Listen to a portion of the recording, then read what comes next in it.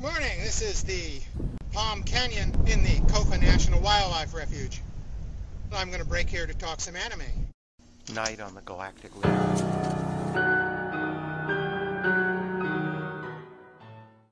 Night on the Galactic Railroad, or銀河鉄道の夜, is a 1985 anime adaptation of Kenji Miyazawa's famous short story of the same name.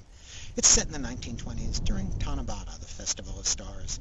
It derives from a Chinese legend of two separated lovers, represented as constellations who are stuck on opposite sides of the Milky Way, the silver river of stars that flows through the summer sky. In a small rural Japanese town, a small schoolboy, Giovanni, is constantly teased by his classmates. Giovanni's mother is ill, and his father has been away at sea for a very long time. Giovanni works after school to raise money for the family. Even Giovanni's lone school friend, Campanella, is sometimes overcome by the peer pressure to mock poor Giovanni. On this night of Tanabata, Giovanni must first head to the dairy and fetch some milk for his mother before he can join Campanella in the festivities. When he has to wait for the dairyman, Giovanni kills some time by lying amid the flowers on a small hilltop and staring up at the sky and the Milky Way. Giovanni is mesmerized by the stars. Then, to his surprise, a train arrives from nowhere, and this small hilltop seems to be a station. When he gets aboard, he's even more surprised to find his friend, Campanella, is already aboard, too. Oh.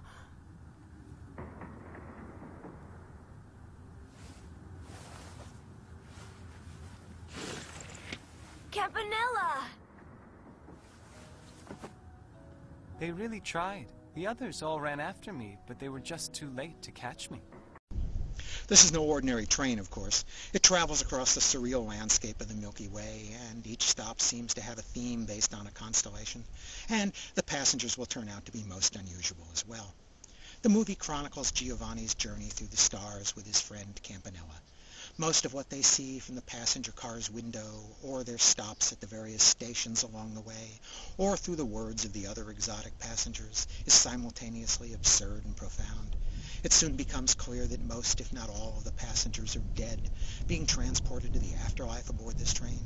Many of these passengers have tales to tell.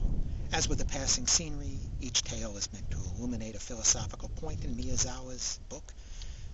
I think this is a difficult anime to understand, and more so for Western audiences. I've watched this movie many times over the years and read Miyazawa's book a couple of times as well. Decoding it is like interpreting Gulliver's Travels or Alice in Wonderland. It's steeped in allegory and symbolism and history of the time, and much of it is quite opaque to the casual Western viewer like me. On the other hand, the intent of many of these fables are quite easy to grasp, and they've been illustrated with beautifully haunting imagery and complementary sound. One oddity of the anime you've surely already noticed is that almost all the characters are portrayed as anthropomorphic cats. That wasn't the case with the book.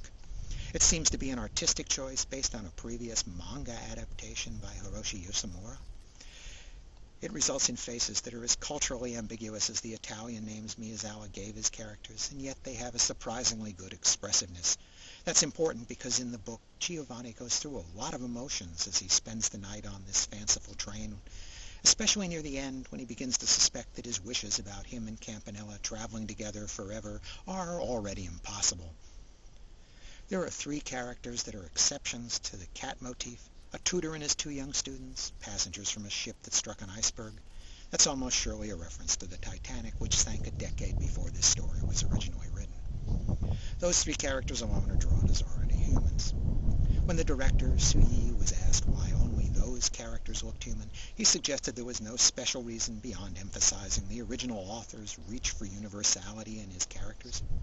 Sometimes a cigar is just a cigar. When the director said he didn't think the choice would confuse the audience, he clearly wasn't thinking of me. It's striking how closely the movie stays to the book, even borrowing many of the chapters' titles. Two exceptions are the notable removal of the religious debate among the passengers about whose God is the true God, and there's an addition of a wireless operator passenger to presage the arrival of the shipwrecked victims.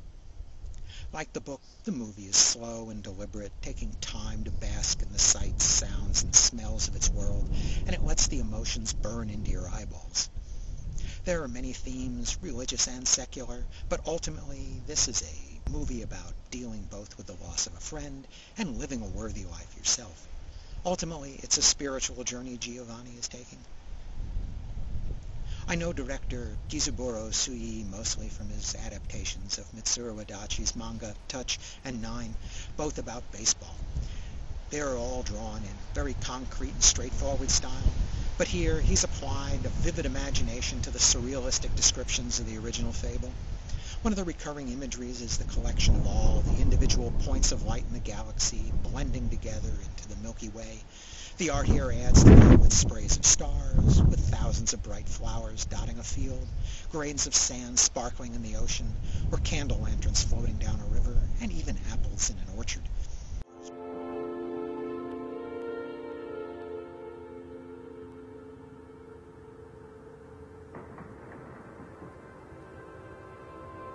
Boku, 飛び降りてあいつを取ってまた飛び乗ってみせようか。